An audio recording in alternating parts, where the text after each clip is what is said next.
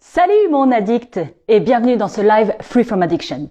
Aujourd'hui, j'ai envie de te parler d'un effet secondaire relativement inattendu de quand on arrête, quand on se libère de l'addiction, ce sont les cauchemars. Et si tu ne sais pas qui je suis, eh bien moi je suis Eloa et je me suis donné pour mission de t'aider à te libérer de tes addictions. Aujourd'hui, j'ai envie de te parler du sujet des cauchemars et tu vas me dire, mais c'est quoi le lien Eloa entre addiction et cauchemar? Attends cocotte, on y vient. Rappelle-toi, l'addiction, c'est un mécanisme de fuite. Et ce mécanisme de fuite, tu l'as mis en place il y a quand même quelques années, je pense. Et qu'est-ce qui t'a permis de faire? Qui t'a permis d'éviter certaines émotions, d'éviter certaines pensées. Salut Mélodie. Et du coup, quand tu es dans ton addiction et que tu essayes d'éviter ces pensées et d'éviter ces émotions, est-ce que ces pensées et ces émotions disparaissent? Eh bien, non. Elles disparaissent pas. En fait, ce qui se passe avec l'addiction, tu crois qu'elles disparaissent, tu as raison, elles disparaissent de ton spectre de conscience, mais ces pensées et ces émotions, en fait, elles sont remisées au tréfond de ton inconscient. Elles sont planquées par là-bas, là, au tout fin fond de derrière, très très loin, de ton inconscient.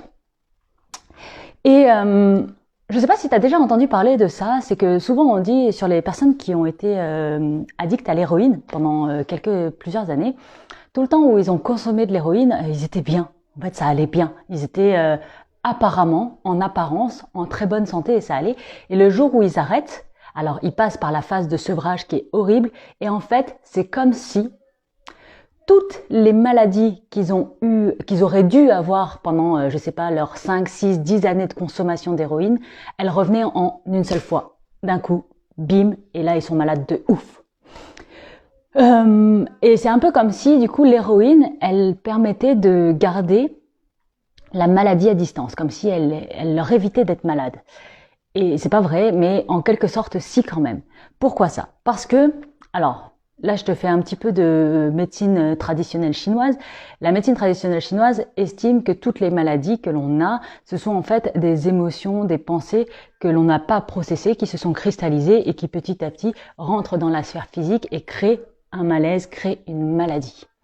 Et si tu prends ça, imagine, du coup, tu as toutes tes pensées là, tu les as rangées et tu les as tenues à distance comme ça grâce à tes addictions. Tu les tiens très très bien.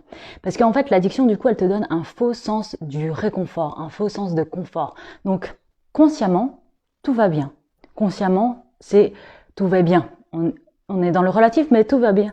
Dans le sens où c'est neutre, où émotionnellement, tu arrives quand même à te gérer, où c'est quand même suffisamment confortable. Ce qui fait que, comme ton état émotionnel est maintenu artificiellement bon grâce à l'addiction, bah, ton état de santé, en apparence, est aussi artificiellement bon. Et quand t'arrêtes, bah, en fait, tout ce que t'as relégué au fin fond du trou du cul de ton inconscient, là, ça remonte à la surface. Et ce qu'il faut voir, c'est que ton inconscient, en fait, il est différent de ta conscience. Il peut pas fonctionner de la même manière. Il n'est pas capable d'articuler, de verbaliser, de structurer la pensée ou les émotions de la même manière que ta conscience. C'est-à-dire que ta conscience, elle pense en mots, elle pense en images, c'est structuré, c'est clair, c'est intelligible, c'est compréhensible. Ton inconscient, il n'a pas cette capacité-là. Si je devais faire un peu un lien, je dirais, tu pourrais faire la différence entre cerveau droit, cerveau gauche. Ta conscience, elle est plus cerveau gauche avec quelque chose de plus rationnel, de plus intelligible. Alors que ton inconscient, il ressemble plus à ton cerveau droit, très imaginatif, très créatif et surtout très symbolique. Ah, tiens, j'ai une oreille qui l'arsène. J'espère qu'il y a quelqu'un qui parle de bien en moi. Du coup, ce qui fait que toutes ces choses-là, toutes ces pensées, ces émotions que tu as gardées au fin fond de ton inconscient pendant très longtemps, quand tu arrêtes ton addiction ou quand elle diminue, en fait, ces trucs-là, ils commencent à remonter comme ça. Et comme ils remontent, et que ton inconscient il est incapable de les verbaliser et de les structurer pour que tu puisses les comprendre, bah, il t'envoie des messages. Et ces messages-là, ils passent par les cauchemars. Donc, en fait, pourquoi des cauchemars? Parce qu'en fin de compte, les cauchemars, ce ne sont rien d'autre que les événements, les pensées, les émotions que tu n'as pas encore processées, que tu n'as pas pu encore intégrer. Tu vois, je ne sais pas si tu as remarqué, si tu es quelqu'un qui rêve et qui se souvient de tes rêves, tu rêves, ça c'est sûr, mais est-ce que tu te souviens de tes rêves? Je ne sais pas. Mais si tu es quelqu'un qui te souvient de tes rêves, Ce qui est vachement intéressant, c'est que par exemple, quand tu as ce rêve, tu sais, ce rêve génial où tu es sur la plage aux Maldives avec un dîner romantique avec la personne de tes rêves et c'est extraordinaire et c'est le rêve le plus fabuleux que tu peux avoir. Étonnamment, ce rêve-là, en règle générale, tu le fais une fois puis il se refait pas. Pourquoi ça? Parce que en fait, ce rêve-là, il s'intègre immédiatement. C'est tellement cool que tu le prends, tu l'acceptes, tu dis ah ce rêve est génial, je l'aime et t'es pas en lutte contre ce rêve-là. Juste tu le prends, tu l'acceptes et tu l'intègres. Alors que les cauchemars, je sais pas si t'as remarqué, les cauchemars en règle générale, ils ont tendance à se répéter, à avoir une certaine récurrence. Donc soit tu peux faire plusieurs fois le même cauchemar, soit tu vas faire différents cauchemars mais plusieurs nuits de suite. Et pourquoi ça se répète? C'est simplement parce que justement, à la différence du rêve trop génial, trop super, il n'y a pas d'intégration et il y a de la lutte. Ce qui fait que souvent, d'ailleurs, au milieu de ton cauchemar, tu te réveilles. Parce que t'es pas capable de gérer ça, donc tu te réveilles. Et ça veut dire quoi? Ça veut dire que comme t'as pas réussi à intégrer le message de ton cauchemar, bah tu vas le refaire jusqu'à ce que tu puisses l'intégrer.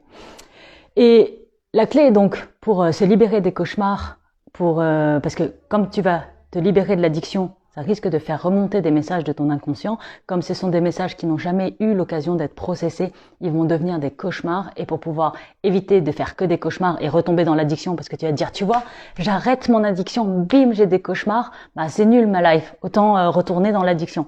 Bah non, tu n'as pas envie de faire ça. Salut Lydie!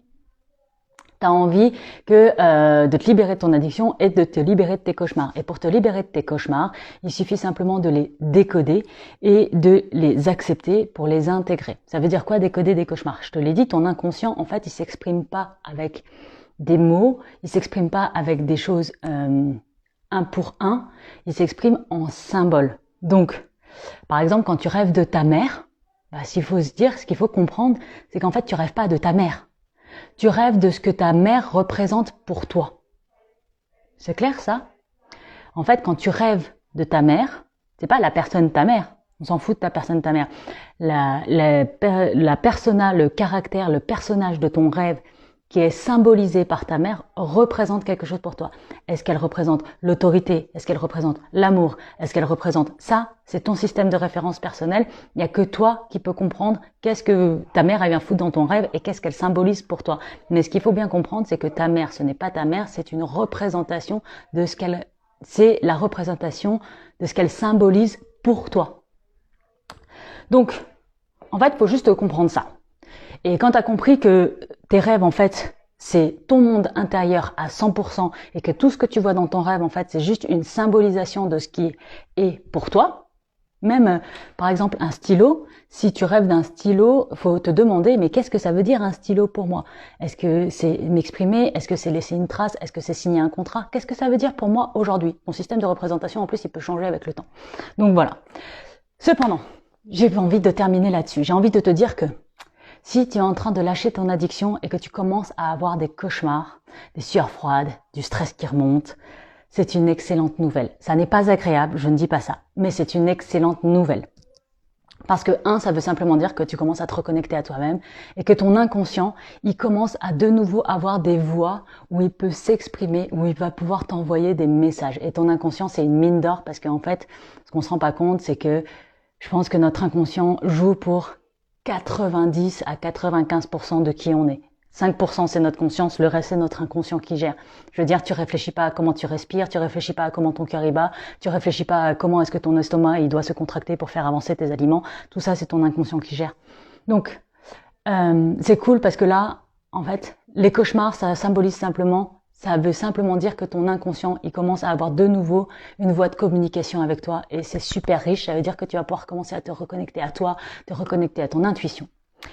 La deuxième super bonne nouvelle d'avoir des cauchemars, c'est que c'est une énorme opportunité pour faire du rêve lucide. Si tu connais, comment il s'appelle ce film? Inception. Voilà, ça fait partie de le rêve lucide, c'est génial, c'est un gros outil, c'est un outil qu'on utilise avec Caroline. On a fait tout un cours là-dessus, donc toute une formation, si ça t'intéresse, laisse-moi un MP. Mais voilà, c'est les gens qui font des cauchemars ont 2 fois plus de probabilité à réussir à faire des rêves lucides. C'est génialissime en fait de faire des cauchemars, donc c'est une très bonne nouvelle, je suis super contente pour toi. Alors je te souhaite de très beaux et doux cauchemars. Ceci étant dit, Samedi prochain à 20h, donc samedi 9 octobre, il y a la conférence Freeform Addiction. Si ça t'intéresse, si tu veux en savoir plus pour te libérer de tes addictions, mieux comprendre le mécanisme qu'il y a derrière et surtout faire tes premiers pas vers ta liberté, bah, je t'invite à t'inscrire. Le lien est en bio et moi, je t'embrasse fort et je te dis à demain. Salut!